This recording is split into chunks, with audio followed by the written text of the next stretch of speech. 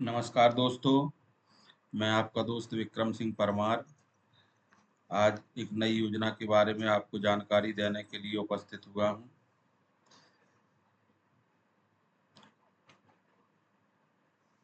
जैसा कि आपको पता है कि मैं नई नई योजनाओं के बारे में आपको जानकारी देने के लिए उपस्थित होता हूं। तो आज मैं एक शासन की एक नई योजना मुख्यमंत्री जन कल्याण संबल 2.0 योजना के बारे में जानकारी दूंगा। यह असंगठित कर्मकार मंडल के रूप में जानी जाती है। अगर इस योजना की प्रारंभ की बात करें तो यह 1 अप्रैल 2018 को माननीय मुख्यमंत्री महोदय जो थे श्रीमान शिवराज सिंह चौहान जी, उनके द्वारा प्रारंभ की गई थी। इस योजना का उद्देश्य अगर हम बात करें तो असंगठित क्षेत्र के ऐसे पंजीकृत श्रमिक जिन्हें किसी सामाजिक सुरक्षा निधि का लाभ प्राप्त नहीं हुआ हो, ऐसे परिवारों को आर्थिक सुरक्षा प्रदान करने के लिए यह योजना माननीय मुख्यमंत्री महोदय द्वारा प्रारंभ की गई थी। इस योजना में लाभ लेने के लिए जो आवश्यक शर्तें हैं उसके बारे में अगर हम देखें तो ऐसे व्यक्ति जिसे भविष्य निधि, कर्मचारी राज्य बीमा योजना, ग्रेजुएटी आदि सामाजिक सुरक्षा का लाभ प्राप्त नहीं हुआ हो तथा वह अथवा उसकी पत्नी या पति जो भी हो उसे उपरोक्त योजनाओं का लाभ नहीं मिला हो, ऐसे व्यक्ति जिनके पास 1 हेक्टेयर से अधिक कृषि भूमि ना हो, ऐसे व्यक्ति जो शासकीय सेवा में ना हो या जो आयकर दाता भी ना हो, तो ये उनकी शर्तें हैं संबल के लिए। अगर हम आवेदन की बात करें तो आवेदन या संपर्क के लिए कहाँ जाना हमें? एमपी ऑनलाइन या लोक सेवा केंद्र में अथवा कॉमन सर्विस सेंटर के माध्यम से हम आवेदन कर सकते हैं, या हम अपनी ग्राम पंचायत में या नगरीय क्षेत्र में, नगरीय क्षेत्र का जो भी कार्यालय होगा वहां पर हम संपर्क कर सकते हैं इस योजना का लाभ लेने के लिए।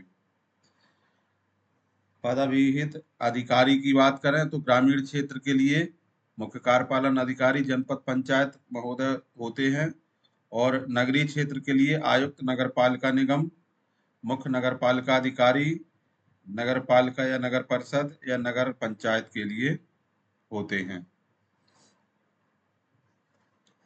इस योजना में लाभ लेने के लिए समय सीमा क्या रहती है? जैसे किसी व्यक्ति का संबल कार्ड बना हुआ है और उस श्रमिक की मृत्यु हो गई है, तो ऐसी स्थिति में अंत्येष्टि सहायता के रूप में तत्काल 5,000 रुपये दिए जाते हैं और जो 5,000 रुपये ग्राम पंचायत या नगरीय क्षेत्र द्वारा दिए जाते हैं उनको 7 कार्य दिवस के अंदर पोर्टल में आवेदन करना होता है ताकि उसकी प्रतिपूर्ति हो सके, अर्थात शासन से वह 5,000 रुपये ग्राम पंचायत या नगरीय क्षेत्र को प्राप्त हो जाए।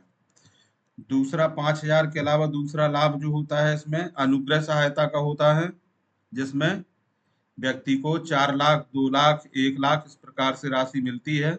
इसके बारे में आगे बताऊंगा मैं कि कब 4 लाख मिलेंगे, कब 2 लाख और कब 1 लाख।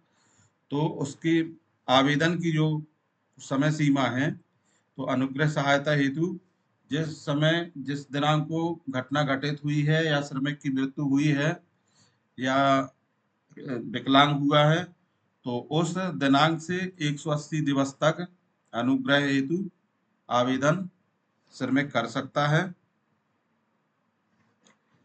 अगर श्रमिक का आवेदन किसी कारणवश निरस्त कर दिया जाता है तो उसके लिए अपील के लिए ग्रामीण क्षेत्र के लिए अनुविभागीय अधिकारी, ग्रामीण क्षेत्र के लिए उस क्षेत्र के अनुविभागीय अधिकारी अर्थात एसडीएम महोदय, और शहरी क्षेत्र के लिए नगर पालिका निगम में कलेक्टर द्वारा नामांकित अपर कलेक्टर या डिप्टी कलेक्टर महोदय, नगर पालिका नगर पंचायत में उस क्षेत्र के अनुविभागीय अधिकारी मतलब एसडीएम साहब अपील के लिए अधिकृत हैं।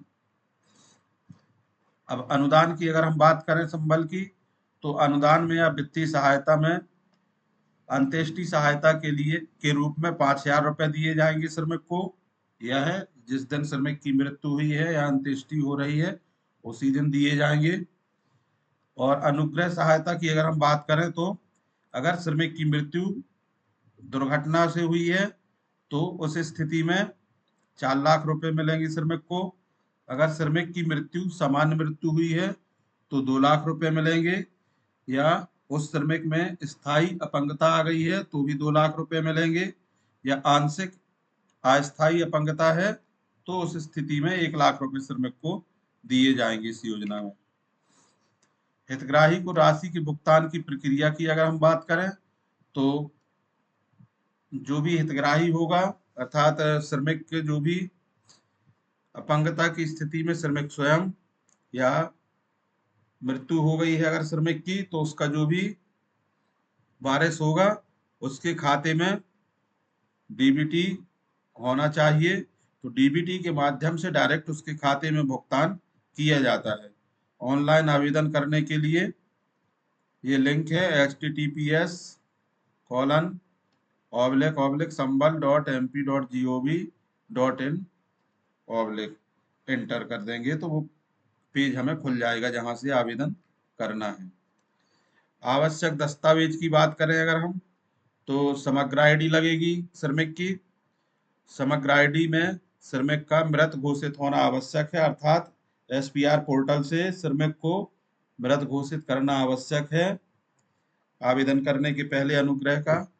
और श्रमिक का संबल कार्ड होना चाहिए, श्रमिक का मृत्यु प्रमाण पत्र होना चाहिए, श्रमिक का जन्म से संबंधित दस्तावेज होना चाहिए, क्योंकि यह योजना 18 वर्ष से 60 वर्ष के मध्य में ही उम्र होने पर योजना का लाभ मिल सकता है।